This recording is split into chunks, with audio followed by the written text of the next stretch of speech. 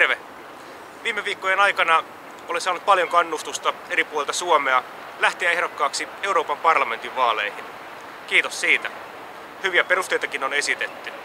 Euroopan parlamentin valta on kasvanut ja kasvaa edelleen.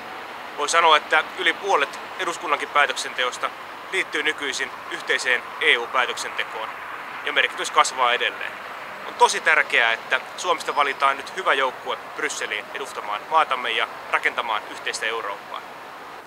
Asiat ovat itselleni kyllä tuttuja.